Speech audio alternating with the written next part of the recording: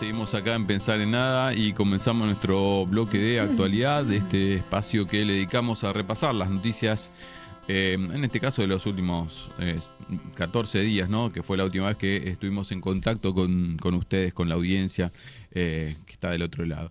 Bueno, nada, comenzamos con el repaso de principales temas de la actualidad. Bueno, a mí me gusta arrancar por las efemérides, por ahí después tenemos un montón de cosas para pensar. Como siempre. Que tuvimos, bueno, ahí decíamos, justo el 13 de agosto las PASO, en el mismo momento de las PASO había sido el cumpleaños de el comandante Fidel Castro y parte de, digamos, hubo como un recuerdo tibio, pero pensando en uno de los líderes de la política de América Latina y también mundial. El 17 de agosto, bueno, fue el aniversario, la conmemoración del paso a la inmortalidad, como le dicen, del general San Martín, que fue, bueno, por lo cual este fin de semana va a ser, digamos, se corrió el feriado, esto de los feriados que son movibles frente, ¿no? Por la cuestión de promocionar el turismo y esas cosas. Mañana, hoy es el Día de las Infancias o de las Niñeces o del niño, niña, niñe. Bueno, históricamente había sido el primer domingo de agosto, después se modificó, creo que se fue modificando por cuestiones hasta comerciales también. Hace un par de años ya, o por lo menos un tiempito, tercer domingo de agosto se celebra, ¿no? este día. Hay algún origen ahí más vinculado a la historia en Paraguay, que sí es fijo y tiene que ver con los niños víctimas de la guerra. Y mañana se cumplen 20 años de la nulidad de las leyes de punto final y obediencia debida. Creo que es en este contexto que estamos viviendo y que por ahí vamos a desarrollar en un ratito, es un aniversario importante para la política, para no saber que las llamadas leyes de la impunidad, los que, digamos, al declararse nula se permitió juzgar a genocidas y quienes participaron de la última dictadura cívico-militar. Bueno, arrancamos con ese contexto de efemérides y tuvimos... te sumo una más. Sí. El 13 de agosto, que fue el día de las PASO, Sí. fue el día del zurdo. Ah. Yo no lo sabía, me apareció un spot ahí y dije, oh, mira. Así que, ¿Pero qué sería del día de zurdo? A ver, De las persona de la mano personas sorda. que utiliza. Mira. No, lo otro sería como una cuestión peyorativa, pero no sé por qué, bueno. No sé si justo es el día de la partida de Fidel, capaz que estaba relacionado por ahí. Vinculado, No, lo sé. Pero mira, saben, a ver, hablando de la discriminación y tantas formas, ¿no? de discriminar, tuve la oportunidad en algún momento de visitar, no me acuerdo del contexto, porque me parece que era en el contexto de la carrera del profesorado. Entonces alguna materia nos invitó a una recorrida dentro de lo que es el Ministerio de Educación, el llamado edificio Pisurno, ahí en Paraguay y Callao. No es Callao, es Rodríguez Peña. Y hay no sé si estará todavía, había como un salón tipo museo, con vitrinas, bancos de escuela de la época, de madera, etcétera, etcétera. Y en la recorrida nos hacían referencia, habían instrumentos, ahora no me acuerdo, había ¿cómo se llama? Para pegar en las manos en la época también, Puntero. un puntero. Pero también había, ahora no me acuerdo cuál era el dispositivo, si era el banco, cómo estaba preparado, pero en una época desde la institución educativa se reprimía al que tenía tendencia a escribir con la mano izquierda. Uh-huh. De hecho había toda una cuestión de si estaba maldito, si tenía un problema de salud, y había toda una reeducación de esas personas. como Entonces, los colorados. Que, bueno, decía que ¿Los pelirrojos? Decía que las personas pelirrojas eran del diablo. No sé, sí, como que bueno. estaban La malditos. ignorancia a niveles extremos, entonces ¿no? a los zurdos, ¿qué pasaba? Se frecuentaba atarlos, entonces Ay, Dios se les santo. ataba el brazo, la mano izquierda, como para que no se tentaran en agarrar. Entonces era la reeducación de agarrar la lapicera, el lápiz con la mano derecha. Así que es un evento muy, muy durkheimiano. Yo lo tuve que estudiar justamente sin querer en antropología, parece una casualidad, pero no. Hay un autor que si quieren se los puedo recomendar, se llama La prominencia de la mano derecha, que se llama Hertz, que él analiza todo, cómo se puede encontrar que muchas de las cosas que hacemos las hacemos con la mano derecha, sin querer hasta para el mundo de los zurdos. Por ejemplo, el presidente cuando asume en la mano en la Biblia, la mano que pone es la derecha. Y así un montón de cosas. Pero sí, es algo que parece que no, pero hay un montón de cosas que están hechas para derechos y no para zurdos. Bueno, así como cuando hablamos del trabajo negro y el trabajo en blanco, también hay algo ahí de lo que está bien y lo que está mal, lo que está empezar exacto. Con el pie derecho. Yo no sé si usted vio, las chicas, no por una cuestión de género, pero dudo que lo hayan registrado. Y ahora que lo empecé a seguir más en online, ilegal, digamos, a Messi, me vi casi todos los partidos del Miami, el esfuerzo que hacen todos los jugadores cuando están saliendo del vestuario y están por entrar a la cancha, hacen un esfuerzo cuando están por cruzar la línea blanca, o sea, están por entrar a la cancha y hacen un doble saltito porque hay muchos que quedan en posición de estar entrando con el pie izquierdo y hacen un doble saltito para que el primer pie entre en la cancha, el pie derecho. Sí. Y ahí también hay toda una cuestión, pero se nota si la cámara los enfoca cuando están apareciendo y vos ves de pronto 4 jugadores que hicieron todos un movimiento raro, fue todo el esfuerzo que hicieron para entrar sí o sí con el pie derecho. Lo ves que saltan con el pie derecho y hacen la reverencia, tocan la cancha y entran. Bueno, filosofía de la derecha y de la izquierda, y todo esto para decir que el domingo ganó la derecha. O sea, todo calculado. O sea, el día del zurdo ganó la derecha. Hablando de derecho, no, digamos, derecha. Bueno, como bien sabemos o no sabemos o no analizamos, la Libertad Avanza ganó en todo el territorio, en la mayoría de las provincias argentinas. Pues recordemos que hubo elecciones desdobladas en muchas provincias, se votaba para gobernador en Catamarca, en Santa Cruz y en Buenos Aires, y el resto de las provincias elegía, eran las elecciones nacionales, gobernador, presidente, senadores, diputados y parlamentarios del Parla Sur. Y las intendencias, ¿no? El protagonista por ahí, por lo menos lo que llamó la atención es el elevado, sabemos que del 100% del padrón nunca va a votar totalmente, pero fueron las elecciones de mayor ausentismo desde el inicio de la democracia, ¿no? O sea, más del 30% de las personas habilitadas para votar del domingo pasado no asistieron, con lo cual es un montón. Sí, son casi 11 millones de personas, con lo cual el escenario que hay algunos análisis políticos, entre ellos hace unos meses, diciendo, se da un escenario de tercios.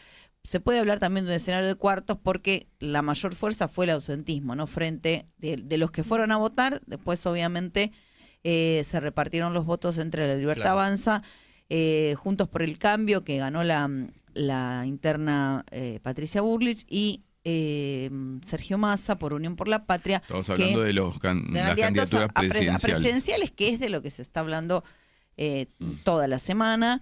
Y con, digamos, el efecto que tuvo, a nivel subjetivo, no solamente la cuestión concreta, ¿no? de lo que puede llegar a pasar, porque no olvidemos que son las PASO, o sea, estas elecciones eran obligatorias, pero estas primarias abiertas deberían haber jugado un papel como una suerte de ordenamiento de las internas, de las líneas internas de cada coalición, de cada frente, para elegir al candidato más votado.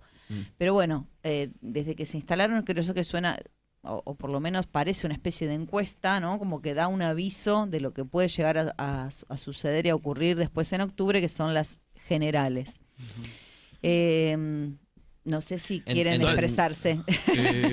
Si no, tienen ganas No, de expresar. entendiendo que yo creo que este porcentaje lo que deja en vista en el horizonte no es solamente que obviamente que vamos a tener unas generales muy reñidas, sino que probablemente estamos hablando de que tengamos un muy posible balotaje. Así que no solamente tengamos que votar en las generales, sino Claro. que tengamos que volver a votar en diciembre. En eh, noviembre. En noviembre, perdón, por la elección entre probablemente el candidato por la Libertad Avanza y si llega a ser el candidato de Juntos por el Cambio o el candidato de Unión por la Patria. Ay, no. Claro, porque ninguno llega a, sabemos que si no se tiene más del 51%, o sea, si no se llega al 51%, se va a balotaje. O que con el porcentaje le lleve más de 10 puntos del primero al segundo, ¿no? Bueno. Esa es la... Es que con tanta gente que no fue a votar, con tanto, yo creo que estamos en un momento tan de crisis que, no sé, como que por un lado hay una incertidumbre, por el otro lado se habla de un balotaje.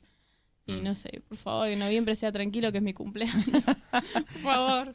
O sea, Pero que no sé si lo habíamos hablado también, pero creo que le habíamos citado o yo le había citado a Ofelia Fernández.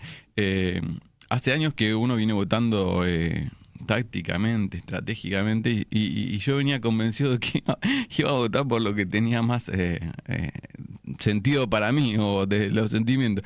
Y ahora sí, vuelvo la cabeza esta semana y hizo y ahora sí, claramente voy a votar tácticamente, porque no queda otra, digamos, ¿no? Me hace acordar cuando hace unos años apareció en Francia el candidato de ultraderecha. Se me fue ahora el nombre. Le Pen, que después, bueno, con el paso de los años se fue retirando, pero hubo una segunda vuelta donde hubo mucho ausentismo, apareció la gente para votar y por suerte, después terminó apareciendo la hija, se instaló. En Italia hoy tenemos Ah, un gobierno Giorgia Meloni. Meloni ¿Saben que de ultraderecha, y acá en Latinoamérica vienen pasando cosas terribles, ¿no? Hoy tenemos elecciones en Ecuador, vienen de... Y en Guatemala un también. conflicto Pero muy bueno. importante donde ha habido asesinatos de candidatos en Ecuador. Esta semana, inexplicable, o después buscaremos a alguien que sepa, el presidente Luis Arce de Bolivia fue echado del MAS porque está llevando adelante un intento de juicio político a Evo Morales, o sea, del mismo partido. Bueno, está muy complicado en el contexto general, ¿no? Igual, sí, decime. Dentro de los personajes que digo que a veces terminan jugando a favor, de si quieren, de todos los candidatos populares dentro de Latinoamérica, apareció, no sé si, no voy a mentirlos, no sé si fue una entrevista que le hicieron ahora o fue una entrevista vieja, pero que se aplaca mucho al contexto, que fue el Papa. El Papa estaba hablando con el Gato Silvestre de Minuto 1 y justamente... un par de meses. Sí, fue hace un par de meses. Y el Papa dice esto de que hace un tiempo en Europa había aparecido un personaje en Alemania que se había candidatado y había aparecido como una solución a muchos otros políticos que habían traído y que habían como cagado el sistema, y él venía como a hacer una solución para todos y para echarlos a todos. Entonces el Papa dice que a ese tipo de personajes no hay que dejarlo pasar. Me parece interesante porque el Papa está comparando de alguna manera al candidato que sacó el gran porcentaje con ese personaje que estoy hablando, que es Adolf Hitler en Alemania. Entonces, nada que ver, ¿no? Pero me parece interesante que vaya un personaje como el Papa, vaya y diga eso. Sí. A uno dice, bueno, dentro de todo uno puede llegar a tener esperanzas de que ese voto anti Libertad Avanza pueda llegar a dar una vuelta y que no tengamos a este muchacho. No sé, pasaron muchas cosas. En el discurso que dio el referente de este sector de ultraderecha el domingo por la noche, por ejemplo, una de las cosas que recuerdo fue que dijo que la justicia social no existe y que está en contra de esta consigna de donde hay una necesidad, hay un derecho. Y por ejemplo, esto que decís, en la misma entrevista que decías vos, el Papa decía que justamente para enfrentar estas situaciones hay que ir con más justicia social. Bueno, claramente lo que está pasando en contexto, para mí, es un voto bronca que habla de la injusticia social que se viene dando en nuestro país hace ya años, ¿no?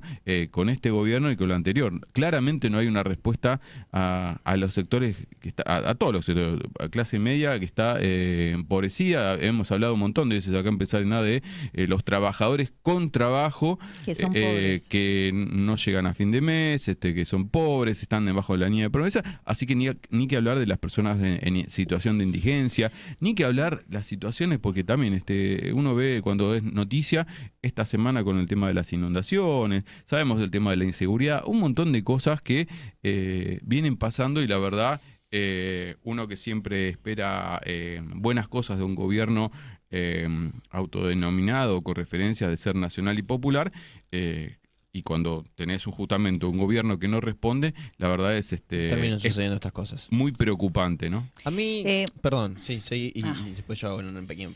En este contexto, bueno, las novedades en la economía no fueron buenas porque el lunes amanecimos con una devaluación del 20%, con la suba del dólar, que esto claramente un impacto directo sobre toda la estructura económica, y después de 2 días, digamos, no hubo una explicación hasta que el ministro de Economía y candidato ahora de Unión por la Patria, Sergio Massa, estuvo en algunos programas periodísticos explicando que esta devaluación era, digamos, a lo que se pudo llegar rebajando la imposición del Fondo Monetario, que pedía una devaluación mucho mayor del 60%. Además de esto y de, digamos, todas las especulaciones, siempre hay este efecto, parte también de los argumentos que hay en contra del que se lleven adelante las PASO, es que hay también este termómetro que se hace, esta gran encuesta nacional que se hace con las elecciones, modifica, ¿no? Porque se especulan, hay corridas cambiarias, hay toda una cuestión donde se blinda la economía o tiene impacto en la economía.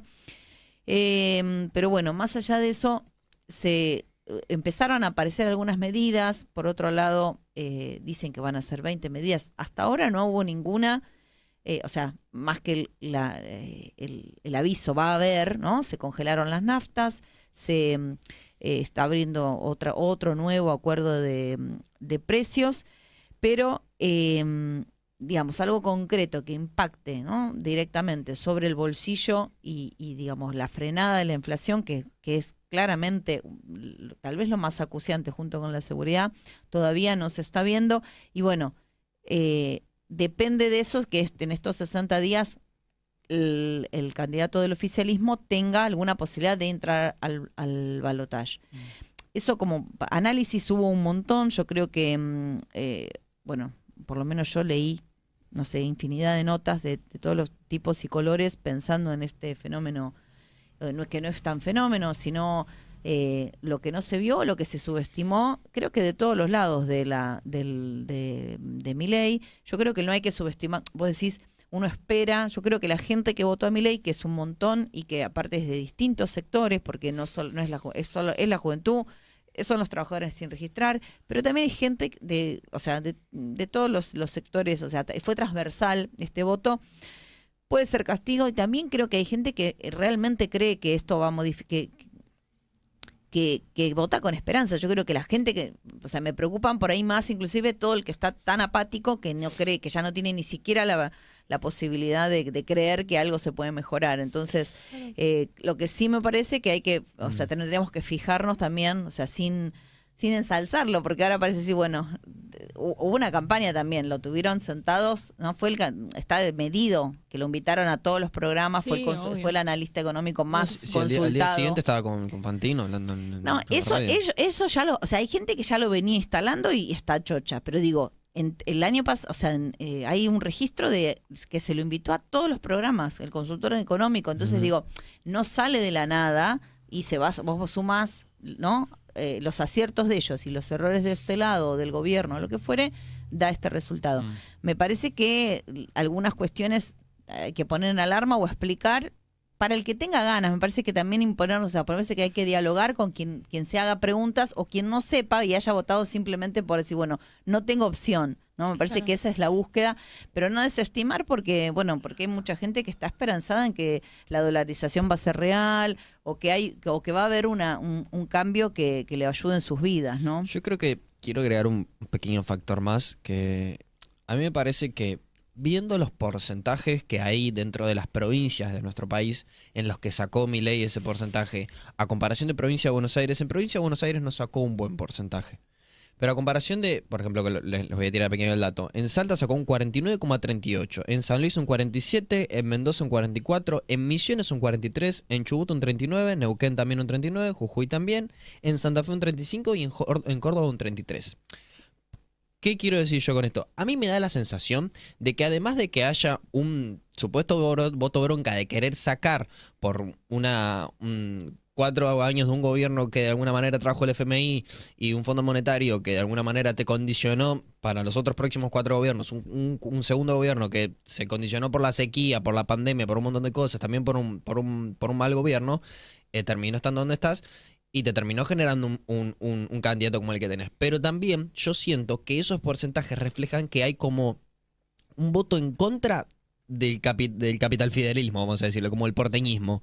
Porque para mí, como que también la gente está diciendo, aparte de que estamos cansados de la misma política de siempre, estamos cansados de que ustedes siempre sean el resultado de todo y la solución de todo. A mí me da esa sensación, es un análisis que yo hago viendo los porcentajes que hay dentro de todas las otras provincias.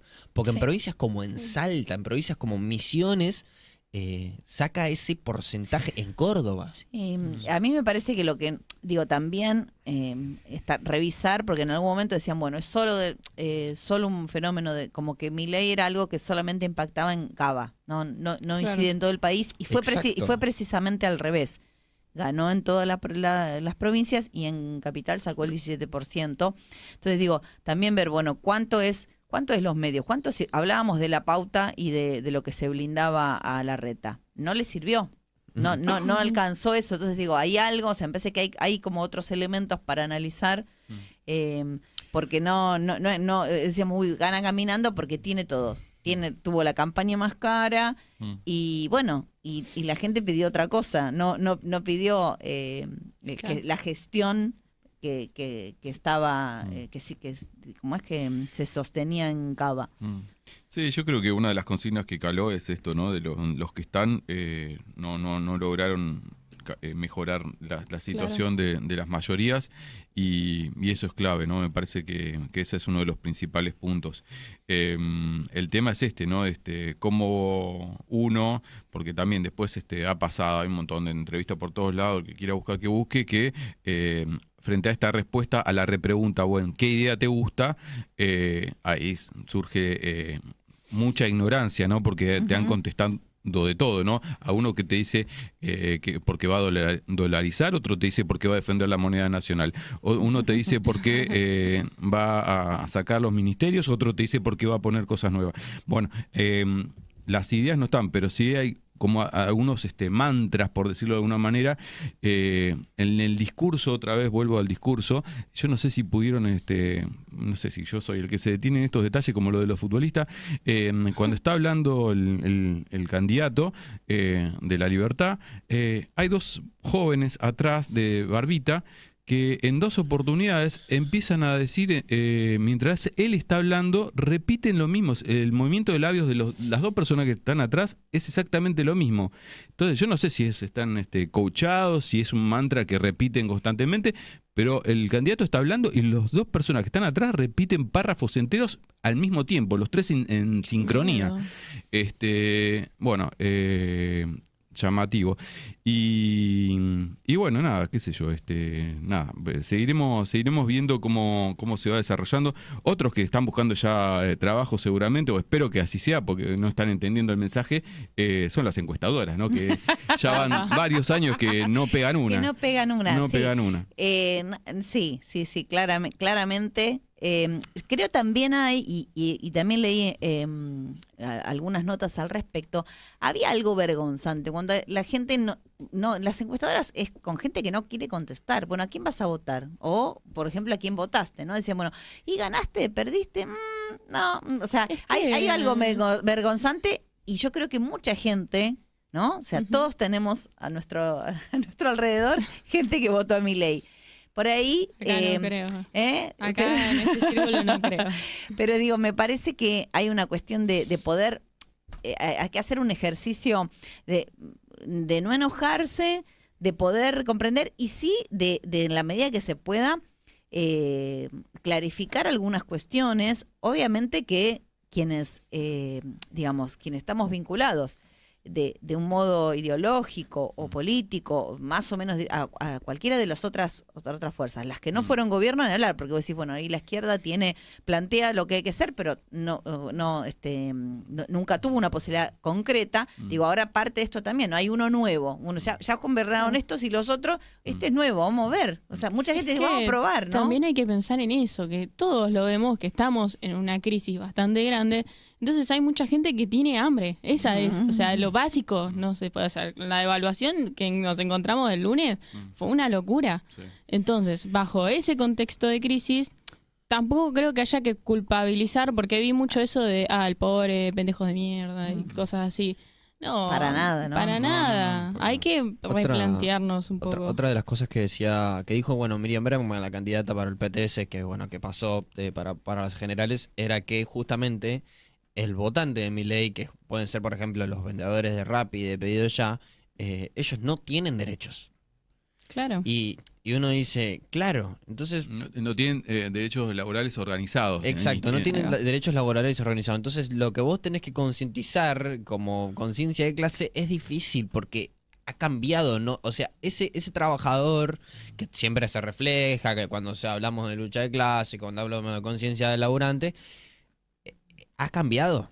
Bueno, hace años que a todo ese sector, que yo creo que es parte, no es el único, o sea, no son solo esos votantes de Milei, yo creo que es un montón. No, Sí, sí, obvio, es un montón, obvio, o sea, es obvio. mucho más amplio, porque, digo, también es esto, como las encuestadoras que dijeron, va a pasar esto, si nos guiamos por el o sea, como que sabemos quién es, o sea, ya está, y lo tenemos dominado, creo que también nos equivocamos.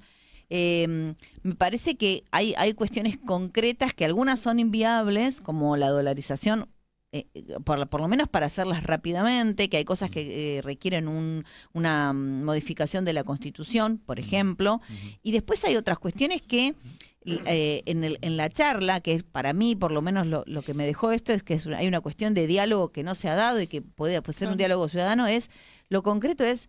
de algunas cuestiones básicas que la gente desconoce. Entonces, Claro. bueno, y ver esa posibilidad. Y después, bueno, habrá que llorar si esperemos que no, Pero digo, Como el sistema de voucher, o sea, hay muchos pibes que, por lo menos a mí, que dicen, no, pero el sistema de voucher está bueno porque la educación va a ser de más calidad. Y claro, pero ¿cómo le discutís a ese pibe que la privatización es peor si va a una escuela que se cae el techo? tal cual. Es como que Claro, queremos una educación de calidad, pero no esta. tal cual. ¿Entendés? Tal Aparte cual. que si vos haces un voucher, vamos a suponer, vos lo que terminás haciendo es ese derecho, eso que es obligatorio, lo terminás convirtiendo en un bien de consumo. Y Claro. como lo convertís en un bien de consumo, entras en un mercado de oferta y demanda. Entonces terminás encontrándote colegios los cuales no van a conseguir esa plata para mantenerse. Entonces los chicos que van a escuelas rurales Claro. no van a tener un colegio. Claro, bueno, pero yo quería cerrar esa Sí, idea sí, de sí. cómo esta necesidad tan grande en la que vivimos nos lleva a gran parte de la población a elegir una representación tan radical como la ultraderecha. Ujú. Sí, otro derecho más, como la educación, se termina concretando, convirtiendo en una mercancía más que la va a poder adquirir el que pueda pagarla. Sí, ¿no? sí, ya Exacto. se hizo un cálculo sobre la universidad, ¿no? De más o menos 3 millones de pesos a plata Al día de de hoy, hoy, sí, sí. No sabemos cuánto para decir, bueno, mandar al niño a la universidad. Ujú.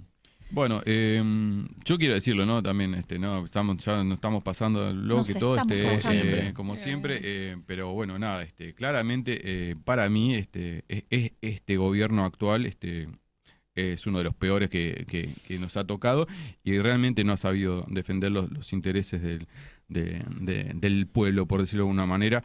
Yo no sé, tendríamos que ir a las grabaciones, a los YouTube hace 2 años, pero ya en las legislativas del 2021, después de los resultados se tardó una semana para tomar decisiones que muchos pensábamos que era justamente ajustar de lo económico, hacer un cambio económico, y se terminó cambiando el ministro de Educación, se estuvo haciendo algunos cambios estéticos, se lo puso a Mansur de jefe de gobierno en lugar del que estaba.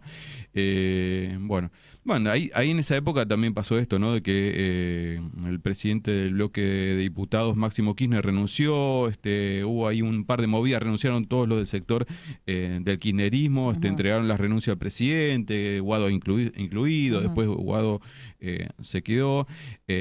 Claramente había ahí una cuestión interna que no se supo, o la pulseada la terminó ganando un sector, y que me parece que es el que siguió poniendo las condiciones de juego que llegan a esta definición, ¿no?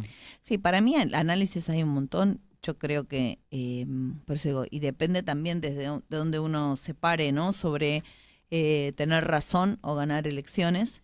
No sé, yo creo que son caminos distintos. Quienes pueden detentar la razón o los argumentos, incluida muchos sectores de la izquierda, o quienes ganan elecciones. Entonces, lamentablemente, o sea, digo, pensando en decir, bueno, ¿dónde dejo las convicciones o lo que fuere? Me parece que ahora hay un escenario en lo que hay que plantear es, bueno, si nos quedamos simplemente con la razón, yo creo que algo que horadó todo este gobierno, más allá de los errores que puede haber tenido, es precisamente esa interna, hacerla de cara a la sociedad, porque el sector politizado es minoritario. Quienes participan y quienes están accionando la política. Esa es una de las cosas que tenemos en desacuerdo, ¿no? Claro. Puedo decir que no.